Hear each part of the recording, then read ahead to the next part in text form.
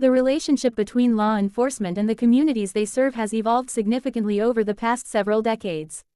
What was once primarily a reactive, enforcement-focused approach has gradually transformed into a more proactive, community-oriented model that emphasizes building relationships, preventing crime through partnership, and fostering mutual trust and understanding. This shift represents not merely a change in tactics, but a fundamental reimagining of the role of police in society. Community policing, as it has come to be known, represents a philosophy and organizational strategy that expands the traditional police mandate of fighting crime to include forming partnerships with ordinary citizens. These partnerships are designed to proactively address the immediate conditions that give rise to public safety issues such as crime, social disorder, and fear of crime. The approach recognizes that effective policing cannot occur in isolation from the community, and that sustainable public safety requires the active participation and support of community members. The image of police officers interacting with families in a non-confrontational, community-oriented setting serves as a powerful symbol of this evolving relationship. Such interactions represent the human face of law enforcement, moving beyond the traditional image of police as distant enforcers of law to reveal them as community partners, problem solvers, and public servants who are integral parts of the neighborhoods they patrol. Historical context and evolution. The concept of community policing has deep historical roots that stretch back to the origins of professional policing itself. Sir Robert Peel's Principles of Policing, established in 1829 for the London Metropolitan Police, emphasized that the police are the public and the public are the police. This foundational concept recognized that effective policing depends fundamentally on public cooperation and support. However, the mid-20th century saw a shift toward what scholars term the professional model of policing, characterized by rapid response to calls for service, technological solutions to crime problems, and a focus on arrest statistics as measures of success. While this model brought important advances in police professionalism and efficiency, it also created distance between officers and community members, leading to what many perceived as an impersonal, reactive approach to public safety. The civil rights movement of the 1960s brought many of these tensions to the forefront, highlighting the sometimes adversarial relationship between police and minority communities. The urban riots of that decade underscored the need for a different approach to policing, one that would rebuild trust and create stronger partnerships between law enforcement and all segments of the community. The 1970s and 1980s saw the emergence of various experimental programs designed to bring police and communities closer together. Foot patrols returned to many cities, community relations units were established, and problem-oriented policing strategies began to take shape. These initiatives laid the groundwork for what would become the modern community policing movement. The 1990s marked a turning point with the widespread adoption of community policing principles and practices. Federal funding through programs like the Community-Oriented Policing Services (COPS) program provided resources for agencies to hire additional officers and implement community policing strategies. This period saw the development of comprehensive community policing models that integrated organizational change, community partnerships, and problem-solving approaches. Core principles of community policing. Community policing rests on several fundamental principles that distinguish it from traditional law enforcement approaches. Understanding these principles is essential to appreciating how positive police-community interactions contribute to broader public safety goals. Community partnerships. The cornerstone of community policing is the development of partnerships between law enforcement agencies and the communities they serve. These partnerships recognize that police cannot effectively address crime and disorder issues in isolation, and that community members possess valuable knowledge about local problems and potential solutions. Effective partnerships require ongoing dialogue between police and community members, creating channels for communication that extend beyond emergency situations. This might include regular community meetings, neighborhood advisory councils, youth programs, and informal interactions between officers and residents. The goal is to create relationships built on mutual trust and respect, where community members feel comfortable approaching officers with concerns and information. These partnerships also involve collaboration with other community institutions and organizations. Schools, religious institutions, business associations, social service agencies, and nonprofit organizations all play important roles in community safety and well-being.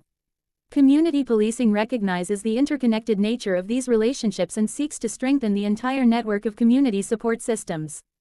Problem-solving approach. Rather than simply responding to incidents after they occur, community policing emphasizes identifying and addressing the underlying conditions that contribute to crime and disorder. This problem-solving approach requires officers to think analytically about recurring issues in their beats and to develop comprehensive strategies that address root causes rather than just symptoms.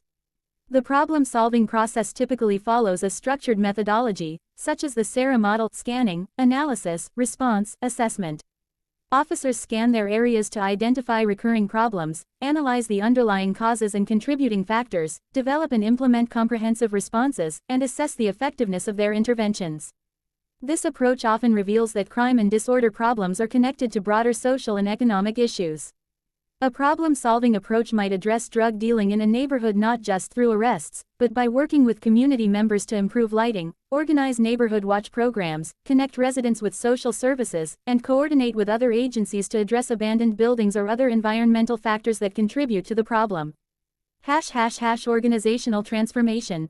Effective community policing requires significant changes in police organization and culture. Traditional police organizations are often characterized by hierarchical command structures, specialized units that operate in isolation from one another, and performance measures focused primarily on arrest statistics and response times. Community policing requires flatter organizational structures that empower frontline officers to engage in problem-solving activities and build relationships with community members. Officers need the time, training, and authority to address problems proactively rather than simply moving from call to call.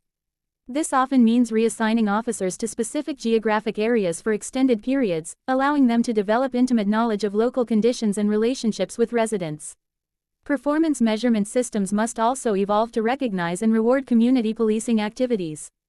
While traditional metrics like response times and arrest rates remain important, agencies must also measure progress in areas like community satisfaction, problem-solving effectiveness, and partnership development. Training and recruitment practices need to emphasize the skills necessary for effective community policing, including communication, cultural competency, problem-solving, and collaboration. Officers must be prepared not just for enforcement activities, but for the complex interpersonal and analytical work that community policing requires. Benefits of positive police-community interactions. When implemented effectively, community policing and positive police-community interactions produce numerous benefits for both law enforcement agencies and the communities they serve. These benefits extend far beyond simple crime reduction to encompass broader improvements in community well-being and social cohesion. Enhanced public safety. The most obvious benefit of positive police-community relationships is improved public safety. When community members trust and feel comfortable interacting with police officers, they are more likely to report crimes, provide information about criminal activity, and cooperate with investigations. This increased flow of information enables law enforcement to prevent crimes before they occur and to solve cases more effectively when crimes do occur. Community partnerships also enable more effective problem-solving approaches to persistent safety issues. Residents possess intimate knowledge of local conditions, patterns of activity, and social dynamics that can inform police strategies. When officers work closely with community members, they can develop more comprehensive and effective responses to problems than they could develop working alone. Furthermore, visible positive interactions between police and community members can have a deterrent effect on criminal activity. When potential offenders see strong police-community relationships and active community engagement in public safety, they may be less likely to commit crimes in those areas. Improved police legitimacy. Police legitimacy, the public's belief that law enforcement has the right to exercise authority and that citizens have a corresponding obligation to comply with police directives, is fundamental to effective policing in a democratic society. Research has consistently shown that procedural justice, how police exercise their authority, is more important to public perceptions of legitimacy than the outcomes of police actions.